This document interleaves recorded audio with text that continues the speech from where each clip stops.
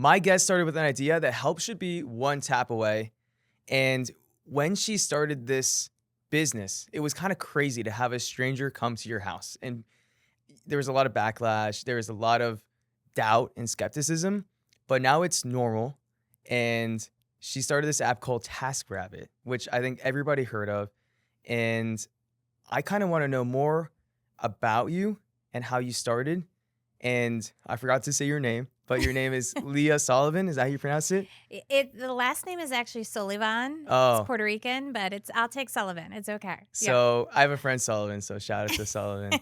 So I want to go to the story of when you started your business, that you quit your job. Mm-hmm. And I just want to understand, there's like quitting your job for an idea, like that's pretty crazy. Yes. You also, your pension, you use your pension money. I know. Yes. So I want to hear like, what made you take that jump? And did you like tell people that you were doing this when you decided to quit your job? Yeah, so my background is engineering. I was a math computer science major. I got an amazing job in 2001 at the height of the dot-com bubble bursting at a smaller startup that was bought by Lotus and then bought by IBM. So I was working at IBM. I had this amazing job. I thought when I first started that, I would stay there forever. My father, had a career in the Air Force. He stayed 35 years. Like that was my model, stability. Stability was my model. But I'd say like 5 years or so into IBM, I was getting a little bit antsy. If I'm being honest, I saw other people getting promoted on technical tracks, faster than I was. And I was like, this is weird. I have a background in engineering. Why aren't I programming? I was hired to do quality assurance. So my job was to find the bugs in the code, not actually to code the fixes for them. So after 5 years or so, I was kind of getting antsy. I felt like I really enjoyed programming and software development, but I also felt like I had other skills that I could use that I wasn't using at IBM. And so I would say that I started to kind of shift my mindset at that time into thinking more entrepreneurially. TaskRabbit actually wasn't the first idea I had for a company. I had other ideas that I explored. I ended up building like dog walking websites for people. I ended up building out this like real estate blog. And TaskRabbit was like an iteration of that work. Mm-hmm. But when I had the idea for TaskRabbit, I knew it was different. I knew I was onto something. I knew it was something big. And that was really driven by the new technologies that were emerging at the time, social, location, and mobile technology. And as an engineer, I got really excited about building with this new tech that was just out. So I had the idea for TaskRabbit one night because I was out of dog food. And I was like, there's got to be someone who can get me this dog food. I went back to my job at IBM on Monday morning, but like something had definitely changed. And I kind of spent the next few months talking to anyone who would listen to me. Oh, so it wasn't like an overnight thing where you just decided like, I'm out of here. No, it took about 4 months before I actually quit my job. Whose approval were you going to people asking more on the, do you believe in this idea or do you believe in me quitting my job? What were you asking people? No, it was more about the idea because like I said, I had other ideas and I was playing around with coding different things on the web. And at IBM, I was coding in C++. Mm-hmm. And so I wasn't doing web development. And so it was a skill I was having fun learning nights and weekends. And so it was more about the ideas. Like, is this an idea that actually has legs and could scale, and is it a good idea? And that's what I was asking people. And one of those people I met in that 4-month period was Scott Griffith, who at the time was the CEO of Zipcar.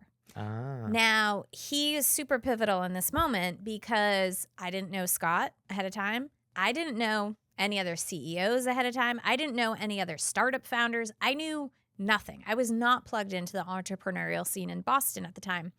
But a friend of a friend connected me with Scott. I went by the Zipcar office to tell him about the idea. I was still at IBM. And he loved it. And he really latched onto it. And I was like, wow, if the CEO of Zipcar thinks this is a good idea, maybe it really is a good idea. And so Scott and I started meeting on a weekly basis. He was super gracious with his time with me and so generous. So I would go by his office like every Friday. We'd have an hour meeting. And after kind of like a month of meeting with Scott, he said to me, Leah, I think you're really onto something here. Why don't you just go see how far you can take it? And then that was the switch that flipped and gave me the confidence to quit my job at IBM. So how soon after quitting your job did you get the first version of users using your platform?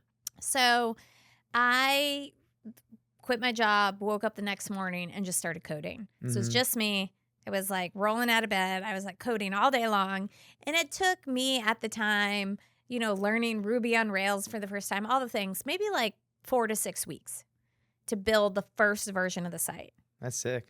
Get it launched in Boston, where I'm living. And it's crazy. There's no AI. There's no AI. There's no vibe coding. If you want to know something about code, you have to watch like these videos. You have to go through these I remember what libraries. I went to this cookbook recipe, learn Ruby on Rails tutorial. And I made a cookbook. And it basically taught you the framework for Ruby on Rails. And I knew how to code. I was an engineer, so that was helpful. But it was a completely new way of building. And there was no memory management and, all kinds of things that I was used to at IBM. So, yes, it was a huge learning curve. In about a month, I had kind of the first version of the site built. This was also like, I'm not a designer. I'm a terrible designer, let's be clear. And there was no one working with me, right? So the first version of the site I launched, it was like database architecture and like just feeding data onto the site. It didn't look pretty. Who was the first user? Was it one of your friends? So what I did was, I don't remember who the very first user was, but to launch the site, you need people that can do the tasks, right? You need taskers. I started there. I posted an ad on Craigslist. And I met in person over coffee 30 taskers to start the site. That's crazy. I had coffee with them. I know for a fact one of them is still on. It's crazy to me that people I do this a lot. Yeah. I'll be like, yo, you want to meet for coffee? Yeah. On LinkedIn. It's like complete strangers. Yes. It's like, I know. It's like, I know. Kind of crazy that people would say yes to that. Yeah. Especially off of Craigslist. Craigslist is even crazier. But I was like, my ad was something like, I need someone to run my errands and I'm willing to pay you. And so then I would just interview them over coffee. So you were the first customer? I was the first customer. Okay, fine. I was also the first Taskrabbit, let's be clear. What tasks did you do on the platform? I had a little tiny Honda scooter, 49 cc's. I would take it all over Boston. I would pick up people's dry cleaning. I would deliver groceries. I would take things to the mail, to UPS, whatever it was. That on my scooter. So you're the first. You made money from that in the beginning. I had But how did you find people to hire you? So I was getting to that. So I basically brought on those first 30 taskers to start the site. Then I did a closed beta, so it was private. Not just anyone could join, but I went to the Charlestown Mothers Association. So Charlestown is 1 square mile in Boston. It's this lovely little neighborhood that I used to live in. And there were 900 moms in the Charlestown Mothers Association. And I thought, moms are busy. I wasn't a mom at the time. And I was like, they're busy. They seem like they have errands to do. And so I went to them, 900 moms. I said, this is a private beta. I have hand-selected the taskers. You don't have to worry about who these people are. I've met all of them. Pre-vetted. They're pre-vetted by Leah. And then I opened it up just to that small group of moms. Very smart. Yeah. So you found like a niche market. Yeah.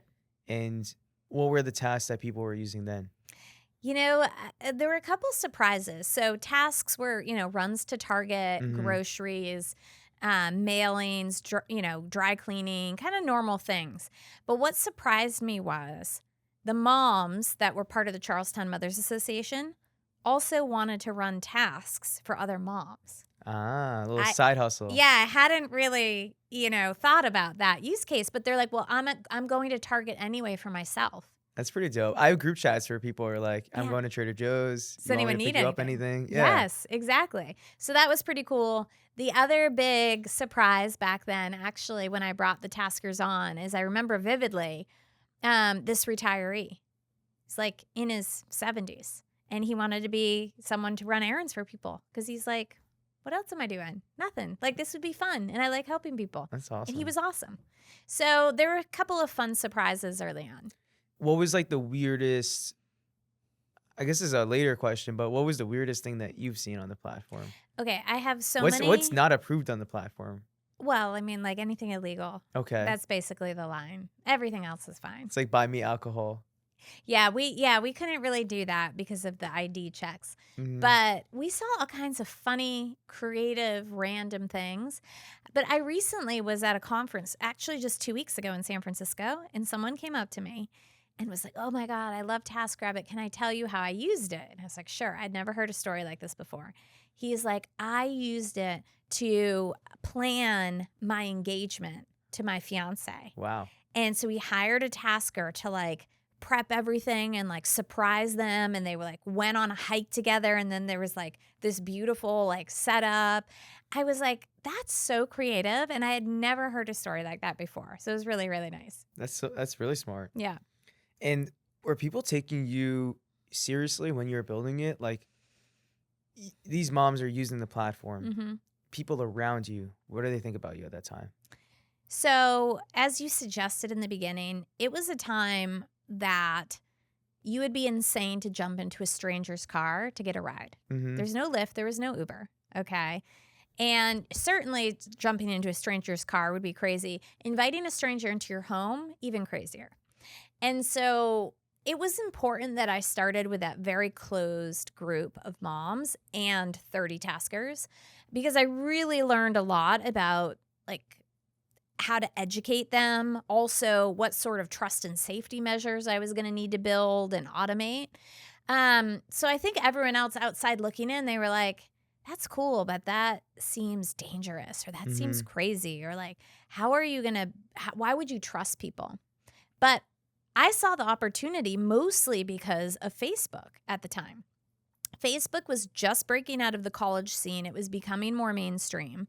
And I realized that with social networking, if you hired a tasker to do a job and I saw that you gave them a great rating and review and were friends, then I'd be happy to hire that same person. And so it was like this big unlock with social networking that made that trust building possible. Did any of people's skepticism get to you where you're like maybe where you had any doubt? No, I'm like too stubborn or I don't know. Like I see the world a certain way and like that's the way it is. I think that's awesome. Yeah. I think that's like that's the winning piece about your personality, which I think is so awesome, is that you saw the opportunity there. Yeah. And you pushed forward. And something that I read is that Tim Ferriss, that you took a meeting with him. And I want to Yes. hear more about that story. Yes. Because that's crazy. And It was crazy. Tim became an advisor to Taskrabbit. Get to the punchline here, but leading up to all that, 4-Hour Workweek had just come out. I was a huge fan. I had read it. I was like, if I could pick one person to advise this company in the entire world, it would be Tim Ferriss, right?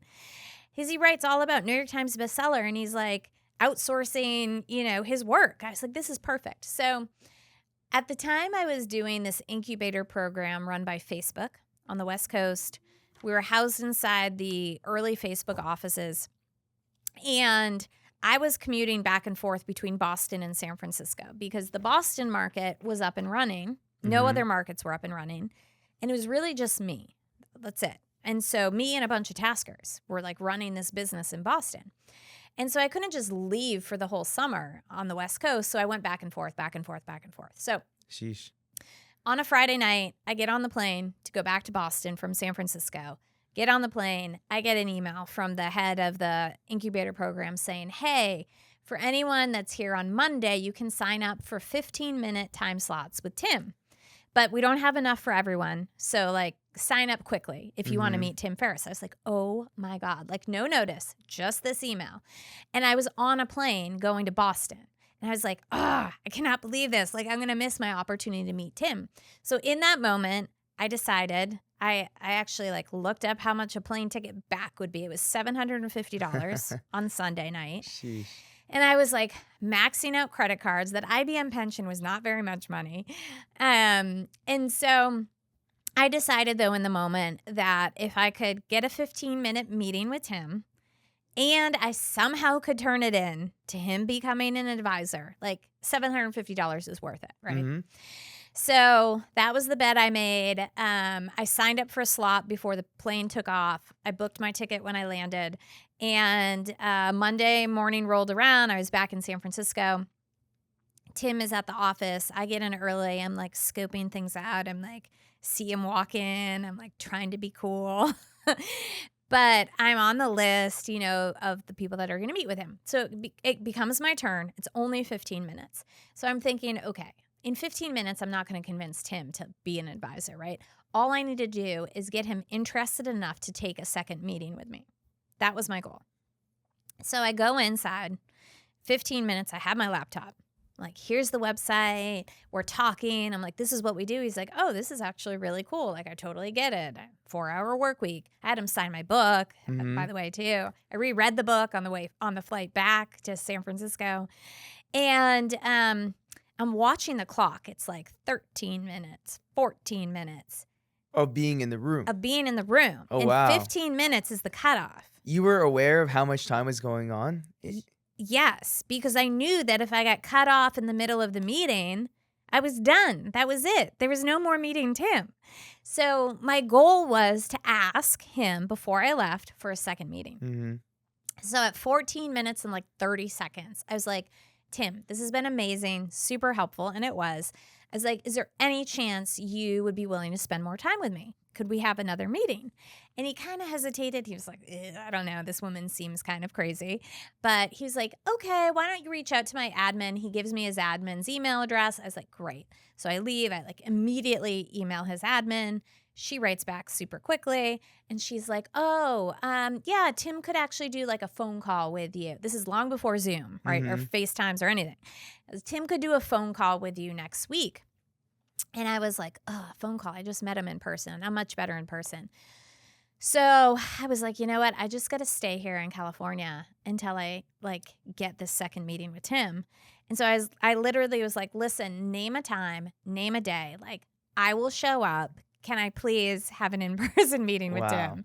And she made it work. We had lunch in San Francisco. It was like the following week. I stayed in San Francisco till I got that lunch.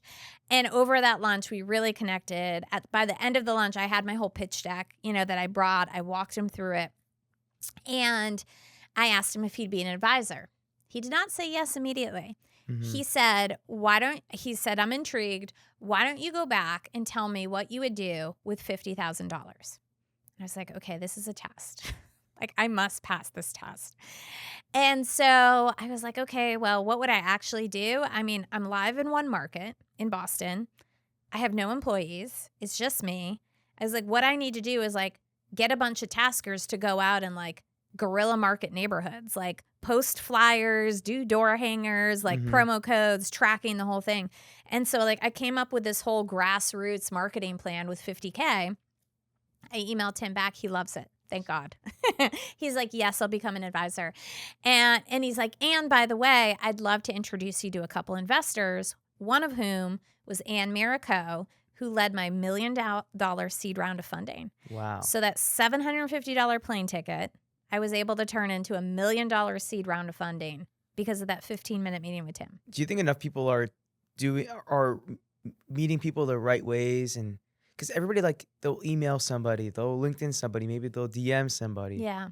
Do you think people are getting the attention in proper ways? Now that you're an investor yourself. Yes. Do you see people taking these creative routes? Yeah, still? there's so much noise out there. And I do think you can hustle, you can burn yourself out, you can go to every single networking event, you can go on LinkedIn and, email every single investor. But I think you got to be really smart about how to connect with people, how to get intros, get warm intros when you can, right? You don't have to go to every networking event. Go to the ones where you think there's going to be, a curated group of people that match your values and what you're building. So I'm a big fan of, I think a lot of people operate on FOMO, fear of missing out, right? FOMO, especially investors. Investors operate on fear all the time. SpaceX, everybody's pissed. Yeah. You missed out on that one. Yeah. But I have this whole other philosophy around what I call JOMO, the joy of missing out. You just got to, I think, be okay with not being everywhere all the time, everything all at once. You just got to be really precise and targeted about how you're operating. Interesting. Is it, would you view that as a form of like settling, of just being okay with the opportunity I have right now? Because it's No, because it's I think you natural still to be gotta, very hungry and Yeah. to be very almost aggressive, Yes. where joy doesn't really fit in so clearly. I think you have to be targeted and strategic. So I'm not saying like sit back and let things happen. Mm-hmm. I say still be aggressive and make things happen, but do it in a targeted, strategic way. Don't burn yourself out trying to do everything, right? Like really think through like the meeting with Tim. Okay, say it wasn't Tim. Say it was some other author or entrepreneur that maybe didn't have as much value alignment with what I was building for Taskrabbit. Do I still buy that plane ticket and fly back just to meet that person? No, I do not. It's almost aggressive. It's not. It's like It's distasteful. more aggressive. It's distasteful. Like, no, I'm gonna stay here until you look at me. I know. I was like, It's I'm like just a- staying in San Francisco till we meet. That's it. And actually, I mean, you just jogged my memory. A story I haven't really shared before is like when I was signing the term sheet with Anne. So that happened. So I met Tim in like August. Mm-hmm. He introduced me to Anne and some others, Steve Anderson at Baseline.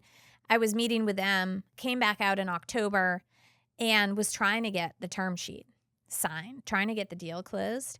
At the same time, my grandfather passes away Right. in Florida, in Orlando.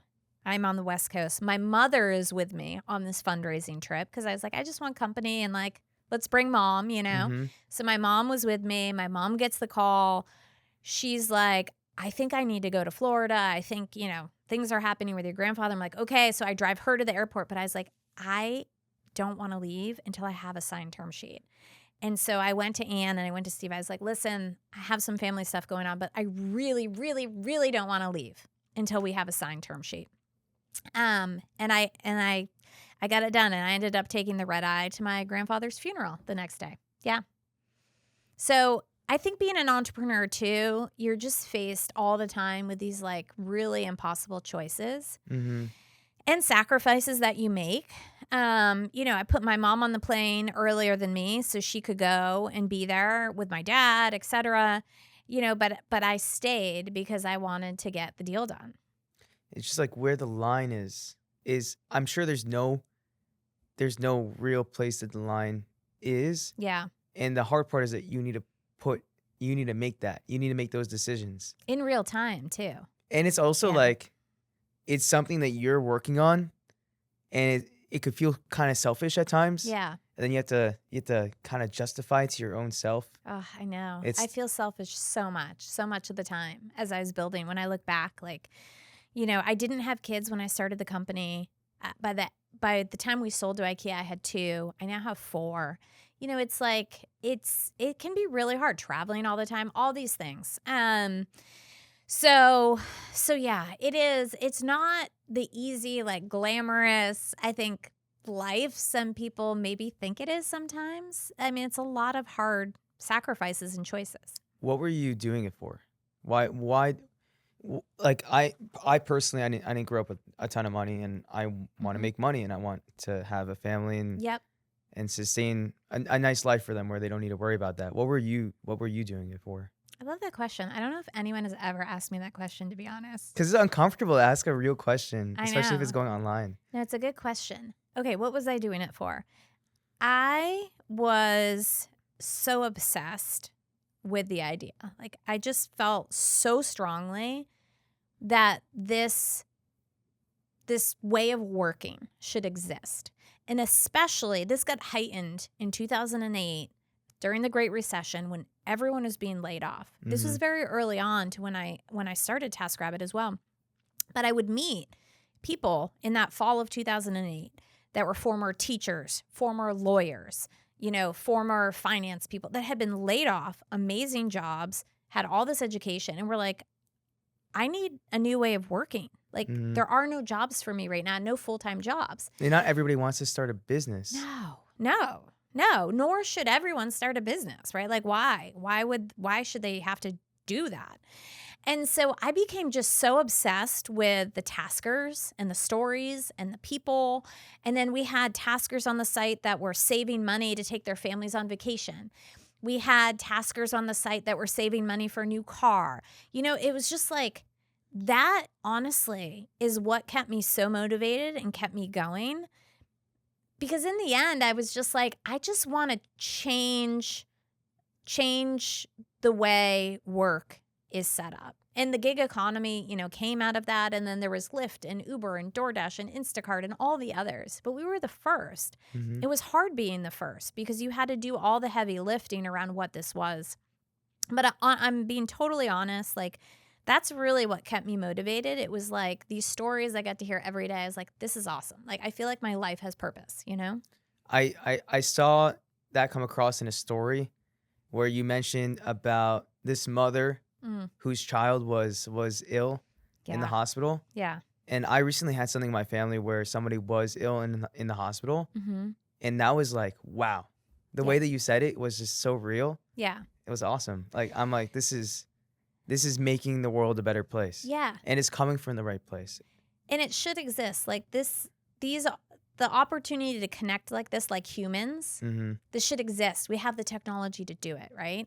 And so people would ask me all the time, like, oh, when did you know Taskrabbit was going to be successful? And they're always expecting me to say like some revenue number or some like number of cities launched or whatever it was. And I tell that story. That is the story I tell.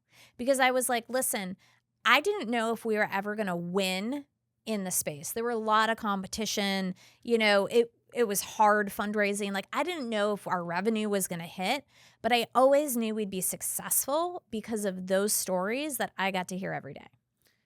So when you were selling to IKEA, was it hard to let that thing go? Something that you, like, I saw that when you were 2010, 2011, someone stepped in as CEO, you took it back. Yeah. Someone stepped in 2016 as CEO. I'm sure that must have been hard to give that vision and what you felt as like a power to change people's lives to somebody else. Yeah. How did that feel to like let go of? Yeah. So there was a misfire on CEO in 2010, 2011. I stepped back in. Then I hired Stacey Brown Philpott as COO, which completely changed the way I was operating in the company. And she became a partner to me and a best friend, and we're still very close.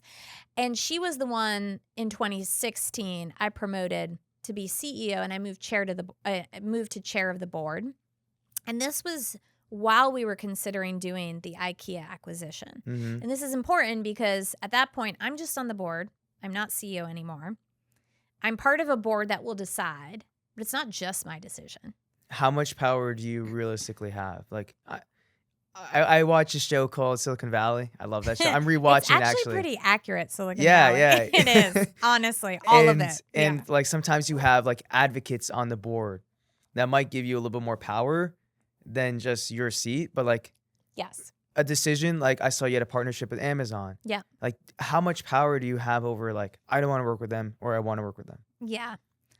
As one person on the board, your one voice. There is such a thing though as like board currency. Like people align with each other. They, form little, allies. All of that is true. All of that happens. Boards get very political. I had some really dicey moments. Is that scary though? Because you're building a company from a really good place. Yeah. And then I'm sure other people also feel like they're doing best by their choices and their decisions. And it's just like, I don't think so though. I think a lot of times investors are not aligned incentively. Incentives are not aligned. No, but they believe they're doing something good. If it could be making more money. Maybe. Yes, something good maybe for their fund or It firm. definitely doesn't align with you if you disagree with them. But in their heads. Yeah. Maybe. The challenge I saw too with boards is sometimes the investors on my board were the more junior partners and inexperienced, and they would operate more out of a position of fear than they like, oh my God, is this going to return? Is this going to, how am I going to look when I go back to the partnership? Like, oh my God, I thought we'd be growing more. Like, why isn't the revenue? Look at all the competition. Like, that was not helpful. I was actually sitting in a billionaire's office. I heard from a billionaire. Yeah. And he said they do biomedical hedge funds. Okay. They prefer investing in younger managers. Okay. Because the LPs will give them less money and expect way more from them. Mm-hmm. And they put all this pressure. Yeah. And then if one of these young managers do a really good Breaks job, out. and then they're like, okay, now you get promoted through the company. They get all this pressure. Yeah. And then they kind of build their business based off of just pressure. It's kind of crazy to I think think about venture it that way. capital is very similar. Absolutely. I mean, I did feel like I was in a pressure cooker most of the time. You Mhm. really do. So, yeah, I mean, I think, as one voice on the board when we're getting ready to sell, it was a process that took about 9 months before we took that vote and made that decision. And so leading up to it, obviously, there were a lot of conversations. There were other strategic buyers we were meeting. One of the most important things to me as the founder was to create something that was going to live beyond myself. Mhm. So I really liked that IKEA was going to keep the brand standalone, keep it separate, wasn't just going to integrate it into Mhm. whatever they were doing. And IKEA has a very mission-driven, I love IKEA. values-aligned system. Yeah. They're family-owned. They're private out of Mhm. Sweden, right? And so we had a lot of overlap in our mission and values, which was great. So in the end, for me, it was like obvious this was the best path. And was it hard to make that decision? No, at that point, it had been about 10 years. I was now chair of the board. I wasn't in the day-to-day, so I was really there to support Stacy in the day-to-day. I was just having my second baby at the time. So I was ready. I was ready to move on. How did it feel to be able to be in a position where you could sit back to the chair or be on the board? Yeah. I feel like that's like a real sign of a legit business. Well, there were 2 other people that had done this, and one of them is someone we talked about before we started this interview, Mhm. Andy Dunn. Andy Dunn, Dennis Crowley at Foursquare, also a New York guy. And so I watched both of them kind of play this role from founder CEO into founder chair of the board. And I was like, that was a very graceful transition. Like, they did it very well. How did you guys initially meet? Like, how did you meet all your Oh my gosh. your CEO friends? I know. I mean, just being out at conferences and things. I remember meeting Dennis actually at Le Web, this massive conference they used to have in Paris. It was actually where Uber launched in Paris. Mhm. That year at Le Web. And so there were a whole cohort of us that came from the US. Taskrabbit was there. Dennis was there from Foursquare. I remember Dave Morin being there. And so you just would meet other kind of CEOs that are kind of from your cohort as you build together, right? And Mhm. and it was nice because, you would get them on text and be like, hey, this is what's going on. Like, what do you think? Or how would you handle this? And so we had a good group, of friends and CEOs that we would kind of bounce ideas around with each other. That's awesome. Yeah. Do you miss Taskrabbit? No, I don't miss it because it still is alive and it lives without me. So it's almost like I've launched this baby and it's gone to college and then it has its own career, and it's just like delightful to see it continue to grow. Something that I saw is that, like, I think you're on the 4th CEO right now, right? Of Taskrabbit or something Yeah, like that? so And 3 yes. of them have been women. yes, that's right. Is that like part of the culture? Is it something that you saw was a good fit for the brand, or coincidence? How did that happen? So That's not common. it was me, and then, I chose Stacy. We sold to IKEA. IKEA chose Anya Smith, Mhm. who is amazing, who I did not know in advance. And I've only recently really gotten to know her only because we're both in YPO together. I love YPO. I want to be part of YPO. We got to get you into YPO. New York has amazing chapters here. I know a lot of YPOers, and Yeah. they have given me so much. Yes.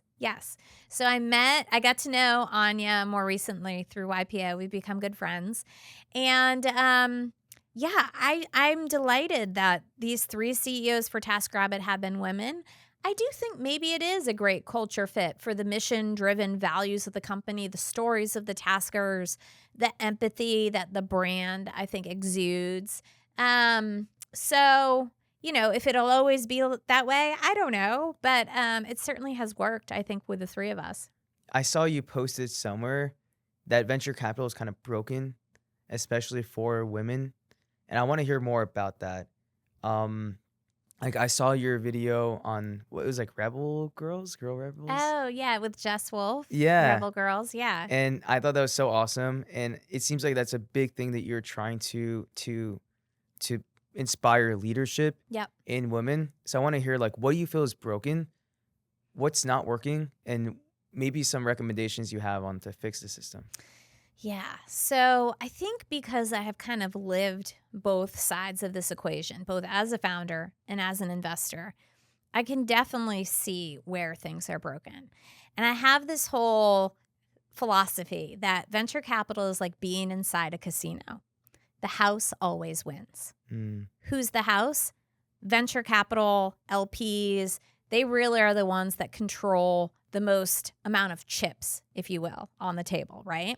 And all the different venture capital funds, they're playing different games. They're playing roulette, they're playing blackjack. And then you've got the founders that are coming to the tables. They're winning a little bit of money, or maybe a few of them are hitting it big, and you kind of look around and you're like, I'm going to hit it big too, right? Mm-hmm.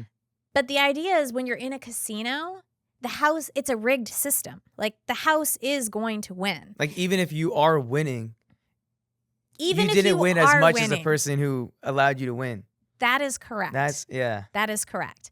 So that is what I see now being, on both sides and having been in the system so long. So where do I think it's broken? I think that for the most part, the same venture capital funds get funded over and over again. Those funds then from the limited partners. So think about big endowments, university endowments, foundations, institutions. They've got to put a lot of dollars to work to make the needle move on ROI for their institutions. So they're going to look to write big checks into big funds. Well, who has the big funds? It's Sequoia, Andreessen, Excel, all the normal traditional funds. Okay, great. So all those guys continue to get, more and more funded, more and more capital from these big institutions. Those venture capitalists tend to invest in the same types of founders over and over again. Why? Because it works for them. They're making a ton of money. Why should they change? They don't need to change anything to be successful, and their LPs are happy too because they're seeing the returns as well. Okay, so where does that leave the rest of us? Okay, as a Latina founder who started with no network, came to Silicon Valley, had to build it from scratch, it took Anne Miraco, another woman, to write that first check into my company. Women are twice as likely to invest in other female founders. And that's just a statistic. Mm-hmm. So what do we need? We need more women who are actually controlling the capital, deploying the capital into founders that are building for different communities. And I can tell you on the founder side, after I raised from Anne, I went on to raise my Series A from Shasta, my Series B from Lightspeed, my Series C from Founders Fund, all men. Great. Like on my board, we're very supportive. But in those pitches, not just those firms, but other firms that I pitched, I'd walk into the room, into the partner meeting, not see a woman in the room at all. And I would get a lot of feedback like, oh, I don't really run the errands in my house, so I need to go home and ask my wife about this. Or I'm going to have our admin try it on the way out. Will you give her the info on the way out so we can see how it works? So like the buyers are We're not not the necessarily, venture capitalists. Yeah. Right. So I got lucky. I hustled. I, produced revenue and metrics that were compelling enough to make it all work. But it was not easy, and the system was totally rigged against me. And so, now as an investor myself, that is why I'm building my own firm. The firm is called Precedent VC. It's about finding this next generation of category defining, precedent setting companies that are building for the consumer, that are building for different communities. And I feel like I have a unique lens as a fund manager to offer these founders. Now I just need to find LPs that are aligned with me and my vision. So I don't 100% understand venture, but if you were to put a check behind somebody or lead a funding round of somebody that would normally not get attention, Yep. is that kind of what you're trying to do? Of just backing somebody? Like right now, Silicon Valley probably takes you pretty seriously. And now you're in a position where you can help others and you want to bring people in. Yeah, you want to bring people in, but you also want to create a path for them to be successful. So there's no silver bullet here. What is the path right now? What is the current path of who's winning right now? So because I see a lot of diversity in founders, in people from YC, in people that are going through these different paths. Yeah. It's still mostly men. Yeah. So what is the path right now, and what are people doing to get there? Yeah. And what could a woman do right now or do you think enough women are actively trying to get there? Yeah, I think so there's a lot more diversity happening at seed. So I think a lot of founders will get a seed check, $1 to $3 million check to get going. The question is, what happens at the Series A? Is there a path for them to raise a Series A? So Series A is where you need more people to buy in. There's a huge drop-off at Series A. Series Because A. the seed, you could just give a seed, and that could be the full round. Right. But I need the next investor. If you're trying to raise After me. multi-million-dollar rounds, then you need other people to buy in too. And that really is the venture path. The venture path is not one round and done, right? The venture path is like you're getting on a train and it's a supercharged train and you basically need to exit in a, 5 to 7 year period. And it needs to be like a 3 to 5 to 10 plus X exit, right? That's the train you're on. So the path I'm talking about is not just me writing the check into these founders, but then creating a path for the next round, the next investor. And I think there are some great new funds that have formed that are filling the gaps at A's and B's. My friend Stacy, who I've already mentioned, has a new fund called Cherry Rock Capital, where she's investing at Series A and Series B, specifically looking at underrepresented founders and communities. So I think I saw like Google Accelerator. They also have like accelerator programs where they do different cohorts for different backgrounds and different types of people. Yep. And I think that's really cool because like they recruit, and maybe even people that might not have so much interest in building a business or have an idea but have no way of acting on it given their resources, and they just give them the resources. Yeah. Which I think is a super cool thing that Google's doing. Big tech conglomerate. Yeah. Is still doing cool That's stuff. awesome. Yeah. And I see right now, like, that you would think that women are more established within some of these really male-dominated areas, but it's kind of the same, I would assume, from like 10 or 15 years ago. Yeah, not much has changed. Why is that? Why hasn't so much changed? Yeah, I mean, 2% of women receive venture capital funding. Which is tiny. That's crazy. Yeah, Latinas 0.6%. That's crazy. Yeah. So not much has changed. But if you look at the makeup of these funds as well, we're not seeing female check writers hold the power to make decisions. So that's part of the problem. That's why I think forming a new fund sometimes is easier than going into an established system. And, if you're in an established system. There's a Kalshi founder.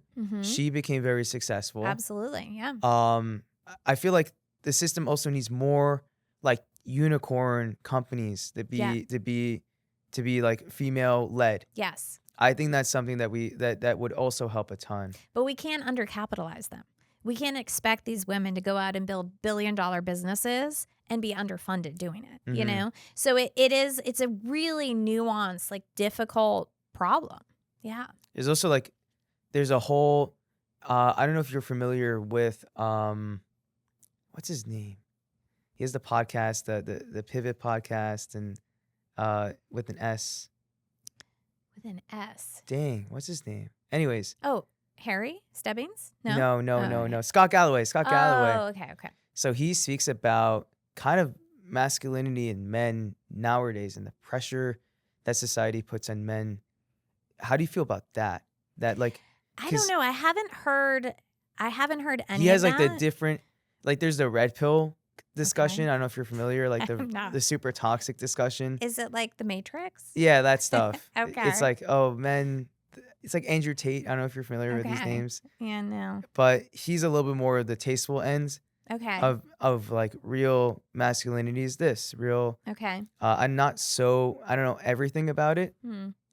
but there's a lot of pressure on men in Mhm. society today. Mm-hmm. And there are some places where like there may be a fit, but there's also like doubt if we actually fit in or if we're meeting certain milestones that should be hit. I have friends that work in IB and they have tremendous pressure Mm-hmm. and they're working crazy hours that Mm-hmm. I don't think anybody would subscribe for. It's like, Yeah. it's kind of crazy. Yeah. So I guess the question is like, do we need that as a society? Do we need? It's hard to be human, isn't it? Humans in general, we just put so much pressure on each other. Mhm. You know, I don't know. You know, I think that we live in a world today, particularly with the introduction of AI. It's already a pressure cooker. Mhm. Now we have all of this new technology where it's changing consumer behavior, consumer expectations. It's changing how much work you can get done in a day. Like, I feel like I was pretty productive already, but now with AI, I'm like maxing out Mhm. what I can produce for work in a day. It's supposed to take the stress off the human, but I feel like it's giving even more stress. I just feel like if I don't have an agent running in the background, what am I doing? Mhm. Like, you know, like right now I have 4 agents running that are like working on other work projects because I'm here talking to you. Also, it makes the rat race even higher stakes of not doing anything. Yeah. Like there's trillionaires now with Elon Musk, which Yeah. is nuts. Yeah. And there's homeless people everywhere. Well, Yeah. in a city, it's easier to see that. Yeah. And it's crazy. Like the divide is just going to Yeah. get bigger and bigger. Yeah. What you do with your time might become way more deciding of where you're going to end up. Yeah. And it's scary. It's kind of scary. Well, I wasn't expecting to go this way with the conversation. Well, I think that's why companies too, like Taskrabbit, are so important because they do provide more ways of making money and more ways of working, and they democratize access to jobs. You know, I think that the current system in the US for work, the W-2 employee who gets benefits, you only get benefits if you work, right, as a W-2 employee. I mean, that whole system is broken too. So now we have the gig economy, but we don't have a benefits system that actually supports it in this country, right? So You're saying for contract labor. Yeah, exactly. So Well, I think contract labor should just get paid more because there are no benefits. That's what I do in my business. and then you would have to just buy your own, right? And like at Taskrabbit, we always had discounts for taskers because of that, right? Because they would have to buy into healthcare or whatever it is. But you don't get paid time off, right? You don't get vacation time, right? There's all these other things. So I don't know. I think it is only becoming more complicated. I think in this age of AI, I think it's only more pressure, more speed, more expectations. Okay. So you studied computer science in college. Would you recommend people to do that with AI because it's so easy to code? Yeah. So I think actually focusing people's energy today on studying things that are unique to humans, like the humanities, like art history, English, history. I think that is a way to build more human skills, human empathy. You're going to have to interact with AI. Everything that AI is doing, coding, computer science, that's all going to get commoditized. And so I think being able to collaborate with AI in a way that is unique and makes the AI better and more powerful, like that's the big unlock right now. Yeah. And also, like, there are always going to be, I hope, always people behind the AI. You got to And have a human in the loop for sure. yeah, And particularly for a lot of the use cases today, like one of the first investments I've done in my new fund is a company called Conceive. And it's a telehealth service. They contract with fertility clinics for IVF patients.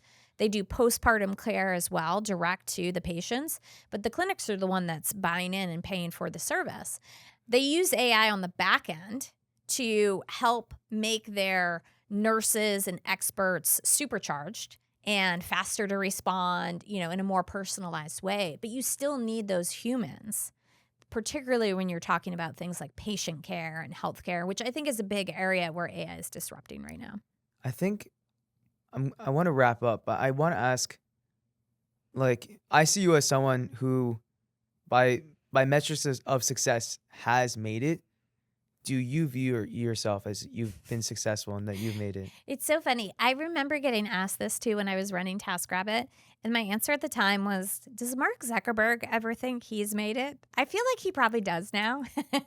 I hope so. Right? Or like if you ask Elon Musk and he said he Yeah. hasn't made it, Right. then what are you trying to make? I know. I think you got to define your own success. And I have this whole philosophy around winning versus success. We talked a little bit about winning is putting points on the board. It's revenue, it's money, it's like all the financial metrics. Mm-hmm. And success is how you measure yourself in impact and values. And so, like, yes, I feel like I've been successful with TaskRabbit. I feel like I'm successful for what I'm building with the new fund, and telling people stories. I have a podcast too called Breaking Precedent, Mm-hmm.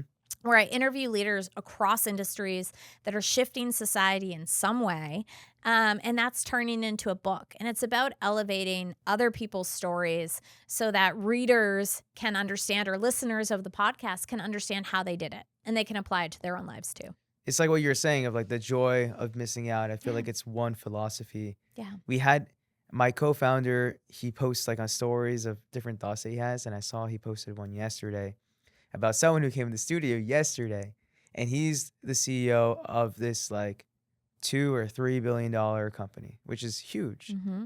And I think he said to him like, "Oh, it's so cool to have someone in the studio that is running such a large company." And he's like, "Me? Look at Mark Zuckerberg. Look at right. Elon Musk." There's always which is someone, right? which is crazy way of living where it's just like keeping up. I think that's the masculinity, the toxic masculinity right now. Yeah. Also of just like, there are people who are way better than me. How can I be happy right now? Mm. So I think that is a mindset that doesn't do people so well. Yeah. And I like that joy and JOMO.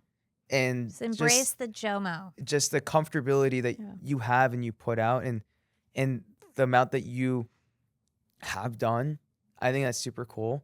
And I just appreciate you having in the room. Thank you. I guess I had a different question I was going to ask you for a final question, but I think this is more appropriate based on our conversation. Is there anybody that you would credit for your success that you have not credited, or that you don't? I mean, there's so many people. The list is hundreds and hundreds long. I wouldn't be able to list everyone. I mean, my team members, my employees, the taskers. Mm-hmm. The taskers. Like, I mean, 60,000 taskers when we sold the company. Credit the success of the company, right? And I mentioned in the very beginning, I interviewed those first 30. Shout out to Mark Hedges, who was one of those first 30 taskers who's still on the platform today making money. Really? Yeah. Yeah. You can go hire Mark if you're in Boston. That's crazy. That's awesome. Thank you for being here, Leah. And I appreciate just the wisdom and the energy that you're able to give off. And I hope that people take that into their own things and fix problems and try to fix problems as best as they can and make the world a better place. So thank you. Thank you.